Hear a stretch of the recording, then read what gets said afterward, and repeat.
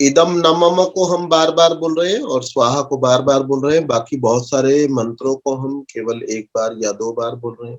अगर कोई एक ही बात को, जैसे इदम न मम का अर्थ है, दम का मतलब यह, न का मतलब नहीं, मम मेरा, यह जो पदार्थ है यह मेरा नहीं है ना, इसके द्वारा हम ये कहना चाहते हैं। अब एक ही बात को बार बार कहने वाला व्यक्ति समझदार नहीं कहलाता है।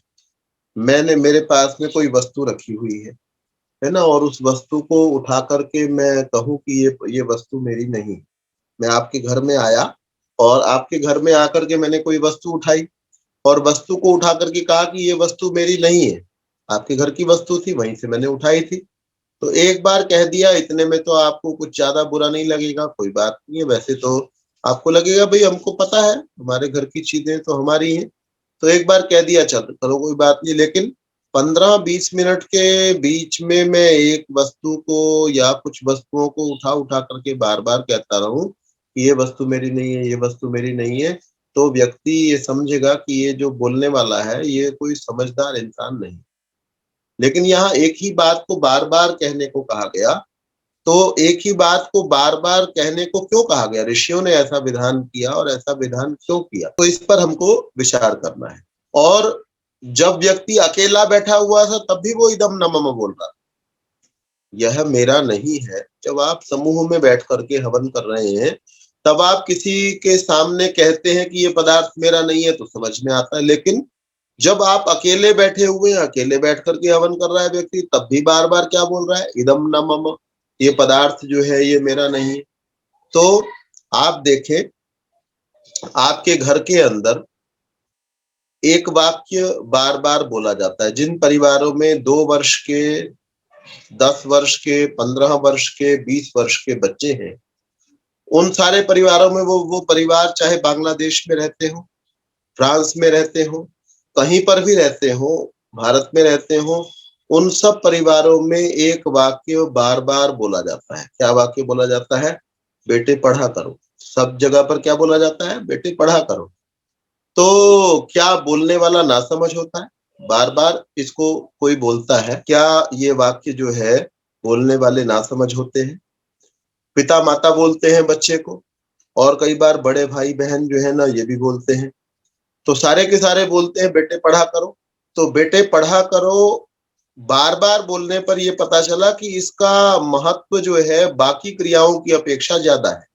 जो आपका 12 वर्ष का बच्चा है वो दिन के अंदर पढ़ाई भी करता है, खेलता भी है, कूदता भी है, खाता भी है, नहाता भी है, बहुत सारी क्रियाएं करता है, लेकिन बाकी क्रियाओं के लिए इतना नहीं कहा जाता जितना पढ़ने के लिए कहा जाता है। इसका मतलब क्या हुआ कि पढ़ने की क्रिया का महत्व खाने की अपेक्षा, पीने की अपेक्षा, दौड़ने की अपेक्षा, चढ़ने की अपेक्षा, कूदने की अपेक्षा कुछ ज्यादा है, तभी उसको ज्यादा कहा जा रहा है। ऐसे ही इदम न मम को बार बार कहा जा रहा है, तो इसका मतलब क्या हो सकता है कि इसका महत्व बाकी मंत्रों की अपेक्षा कुछ ज्यादा होगा। मुझे यज्ञ करते हुए हम में से किसी को, हम में से कुछ लोग प्रतिदिन यज्ञ करते हैं और सबको प्रतिदिन यज्ञ करना चाहिए। तो श्रुति सौरभ के अंदर पंडित शिव कुमार शास्त्री ने एक प्रश्न उठाया। क्या प्रश्न उठाया कि क्या 100 ग्राम घी को प्रतिदिन हवन कुंड में डाल देना, जलती हुई अग्नि पर डाल देना, और 150 ग्राम सामग्री को डाल देना, क्या यज्ञ का इतना ही मतलब है? क्या इतने से यज्ञ पूरा हो जाता है? क्या यही यज्ञ है? क्या इतने से आप स्वयं को याज्ञ कह सकते हैं? और उसके बाद में 100 ग्राम घी को डालने के बाद में, 150 ग्राम सामग्री को डालने के बाद में, फिर आपने मोहल्ले भर के ऊपर रौब जमाया। क्या रौब जमाया जी, मैं तो प्रतिदिन यज्ञ करता हूं, क्या ये यज्ञ है? वो कहते हैं ये यज्ञ नहीं, ये यज्ञ का हिस्सा है लेकिन यही पूरा यज्ञ नहीं है। तो फिर यज्ञ क्या है? ये जो इदम न मम आप बार बार बोल रहे हो उसको अपने जीवन के अंदर उतारना, ये यज्ञ है। और इसको उतारना मुश्किल है इसलिए बार बार बोला जा रहा है। पढ़ना जब बच्चे के जीवन में आ जाता है तो कोई उसको बार बार नहीं कहता कि आपको पढ़ाई करनी है, बेटे पढ़ा करो, फिर नहीं कहा जाता। कब कहा जाता है? जब तक पढ़ाई जीवन में नहीं उतरती। तो इदम न मम इसको जीवन में उतारना है, और इसको उतारना बहुत मुश्किल है कि ये पदार्थ मेरा नहीं है। पदार्थों का मेरे लिए होना और मेरा होना, इसमें अंतर होता है। कोई पदार्थ मेरे लिए है और मेरा है, दोनों में अंतर है।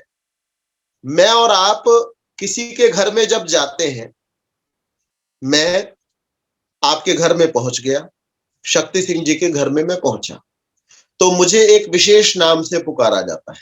किस नाम से पुकारा जाता है? कि ये जो व्यक्ति है ये मेहमान है, 2 दिन के लिए आया, 4 दिन के लिए आया, 8 दिन के लिए आया, या 2 घंटे के लिए आया, 1 घंटे के लिए आया, 10 घंटे के लिए आया, तो क्या कहेंगे? मेरे को क्या कहा जाएगा जी? ये मेहमान है। और शक्ति सिंह जी क्या हो गए? मेजबान हो गए। तो जब कोई व्यक्ति किसी जगह पर जाता है और 2 घंटे में वापस चला जाता है, या 2 दिन में वापस चला जाता है, या 8 दिन में वापस चला जाता है, तो उसको क्या कहते हैं? मेहमान कहते हैं। और मेहमान के आने से पहले जो था और मेहमान के जाने के बाद में भी जो रहेगा, उसको मेजबान कहते हैं। शक्ति सिंह जी क्या हुए? मेजबान हुए। और मैं क्या हुआ? सुश्रुत क्या हुआ? वो मेहमान हुआ। मेहमान की अपनी कोई संपत्ति नहीं होती। मेहमान किसी के घर में जाता है, उसको प्रयोग करने के लिए एक थाली दे दी जाती है, कोई चम्मच भी दिया जाता है, कोई रोटी दी जाती है, रोटी को उसमें से प्रयोग कर लेता है और चम्मच को थाली को छोड़ देता है। और एक पलंग दे दिया जाता है लेटने के लिए, सोने के लिए कोई आसन बिस्तर दे दिया जाता है, उसका वो प्रयोग करता है। लेकिन कोई भी मेहमान जो है वो आसन को अपने साथ उठा करके नहीं चलता। बिस्तर दिया था तो बिस्तर को साथ में उठा करके नहीं चलता। कुर्सी बैठने के लिए दी थी तो जाते हुए ऐसा नहीं करता कि कुर्सी को उठा करके चलता चले, ऐसा नहीं होता, क्योंकि वो पदार्थ सारे के सारे मेहमान के लिए होते हैं, मेहमान के पदार्थ नहीं होते। अब यहाँ पर इस घटनाक्रम को आप यहाँ अपने जन्म मरण के साथ में जोड़िए। हम में से जिसके पास, हम सारे कहते हैं कि ये मकान मेरा है ना, ये घड़ी मेरी है, ये कपड़ा मेरा है, ये गेहूं का जो ड्रम रखा हुआ है ये मेरा है, ये हम कहते हैं, ये चम्मच रखे हुए हैं, ये रसोई मेरी है, ये गैस मेरी है, इत्यादि इत्यादि इत्यादि। हम बहुत सारी चीज को मेरा कहते हैं। लेकिन क्या 150 साल बाद हम ये कह सकेंगे उसी पदार्थ को, उसी घर को, कि ये मेरा है? 150 साल बाद आज हम में से जो व्यक्ति एक घर को मेरा कहता है, और जो 100 घरों को मेरा कहता है, जो 200 गज जगह को मेरा कहता है, और जो 2000 एकड़ जगह को मेरा कहता है, जो पूरे देश को मेरा कहता है ना। ऐसे भी तो लोग हैं कि इस देश के अंदर कोई पत्ता मेरी इच्छा के बिना नहीं हिल सकता, ऐसे भी लोग हैं कहने वाले। तो क्या वो सारे के सारे लोग 150 साल बाद यही कह पाएंगे? कोई भी ये नहीं कह पाएगा। आज से 150 साल पहले जिस चम्मच को मैं ये कहता हूं कि ये मेरा चम्मच है जी, आपका कोई फेवरेट, कोई प्रिय चम्मच हो घर के अंदर, आपकी कोई कान की बाली आपको बड़ी प्रिय लगती हो, उसको आप कहते हैं ये तो मुझे सबसे प्रिय है, इसको मैं किसी को हाथ नहीं लगाने दूंगी। लेकिन क्या आप उसको 150 साल पहले मेरी कहा करते थे, या आज से 150 साल बाद मेरी कह पाओगे? नहीं कह पाएंगे। तो हमारी संज्ञा जो किसी चीज को मेरा नहीं कह सकता था, थोड़े दिन के लिए जो किसी को प्राप्त हुई कोई चीज, तो वो व्यक्ति मेहमान होता है। और मेजबान कौन होता है? आज से 150 साल पहले परमेश्वर संसार में था, आज से 150 साल बाद परमेश्वर संसार में रहेगा। मैं 150 साल पहले भी नहीं था, 150 साल बाद भी नहीं रहने वाला हूं। इसलिए मेरी मेरी संज्ञा क्या है? मैं हूं मेहमान। और परमेश्वर क्या है? वो इस सृष्टि के अंदर मेजबान है। सारी की सारी वस्तुएं उसी की हैं, मेरी कोई भी वस्तु नहीं है। हाँ, मेरे लिए है और कुछ देर के लिए है। जब मैं किसी घर में जाकर मेहमान बनता हूं 2 घंटे, 4 घंटे, 8 घंटे का, तो 2, 4, 8 घंटे के लिए कुछ पदार्थ मेरे लिए होते हैं। ऐसे ही मैं इस सृष्टि के अंदर मेहमान बन के आया हूं, और परमेश्वर के सारे पदार्थ हैं। और इन पदार्थों को मैं मेरे लिए समझ करके जब प्रयोग करता हूं, और परमेश्वर की ये सत्ता है, संपदा है, ये समझ के प्रयोग करता हूं, तो मैं उनका सदुपयोग करता हूं। और जब मैं ये समझ लेता हूं तो मेरा है, कई बार मैं ऐसा समझ लेता हूं कि ये पदार्थ मेरा है, तो मेरा है समझने पर क्या गड़बड़ होती है?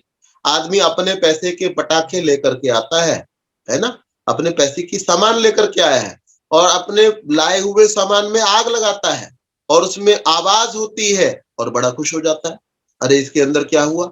अपने ही पैसे के हजारों रुपए के तुम पटाखे लेकर के आए, और उसमें तुमने आग लगाई खुद ही अपने लाई हुई चीज के अंदर, और आग लगा करके दुनिया भर के अंदर प्रदूषण तुमने फैला दिया, तो ये कौन सा भला काम तुमने कर दिया।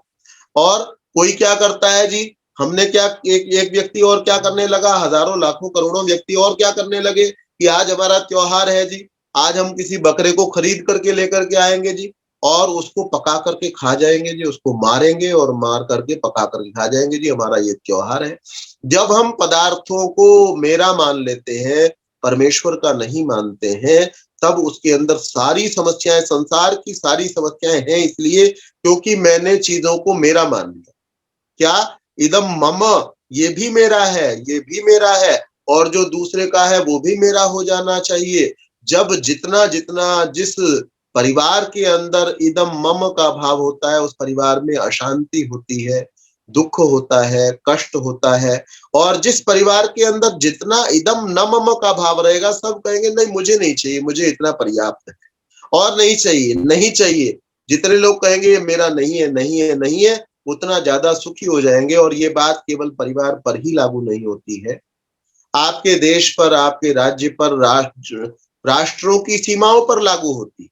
एक चीन नाम का देश सुनने में आता है, और वो चीन नाम का देश अपने जो उनकी सीमा है उसके अंदर तो उसके शासक ये कहते ही है कि ये सीमा हमारी है, ये देश हमारा है।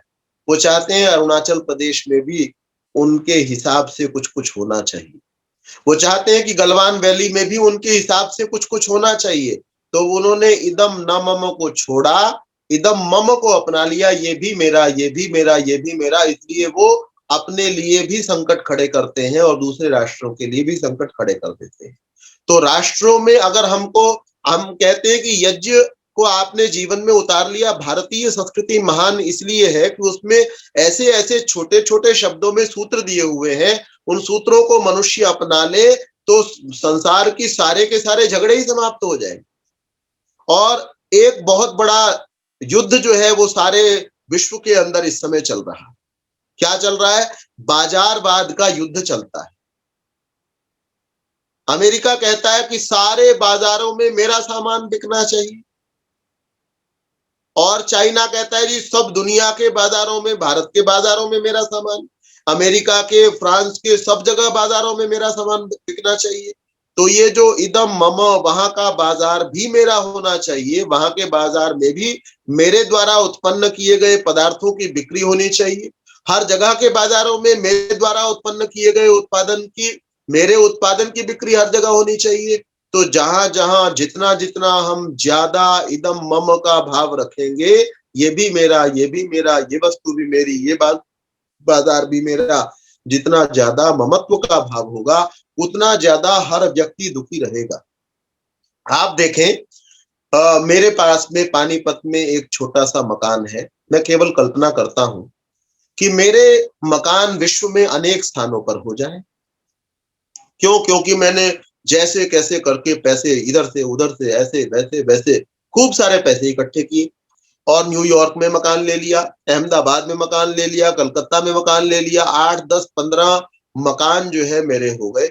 है नहीं वास्तव में, कहीं कोई इनकम टैक्स वाले को आप में से फोन कर दें, ऐसा कोई और मकान नहीं है। तो 15 मकान हो गए। अब 15 जगहों पर यदि भूकंप आएगा तो मैं कष्ट में पड़ जाऊंगा। रहेगा तो आदमी एक ही मकान में, ऐसा तो नहीं हो सकता कि अपना पैर उतार के मैं कलकत्ता के मकान में रखाऊं और हाथ की उंगलियां जो है वो न्यूयॉर्क के मकान के अंदर रखाऊं, और सिर को, बालों को सोचूं कहीं और रख दूं, शरीर के और हिस्सों को, और ऐसा तो नहीं हो सकता है। रहना तो एक ही छोटे से घर के अंदर आपको रहना है, एक घर के छोटे से हिस्से में ही आपको रहना है। आज आपने 5 फुट 6 फुट के हैं तो उतने ही हिस्से में आपने सोना है, इतने ही का आपने ज्यादा से ज्यादा प्रयोग करना है। आप उसका प्रयोग नहीं कर सकते, लेकिन आपने ममत्व का संबंध जोड़ लिया। क्या? कि न्यूयॉर्क का मकान मेरा है, और कलकत्ता का मकान मेरा है, अहमदाबाद का मकान मेरा है, वहां का मकान मेरा है। तो जब अहमदाबाद के अंदर भूकंप आएगा तो मुझे यहाँ बैठे बैठे मेरा हृदय दहल उठेगा कि कहीं मेरा मकान न गिर जाए। क्यों दुखी हुआ मैं? क्योंकि मैंने ममत्व संबंध ज्यादा वस्तुओं के साथ में जोड़ लिया था। तो ये हमको समझना है, इदम न मम सारी समस्याओं का, मेरी बहुत सारी समस्याओं का, बड़ी-बड़ी समस्याओं का, न केवल मेरी अपनी समस्याओं का, अपितु मेरे परिवार की समस्याओं का, अपितु मेरे राष्ट्र की समस्याओं का, अपितु विश्व की समस्याओं का समाधान।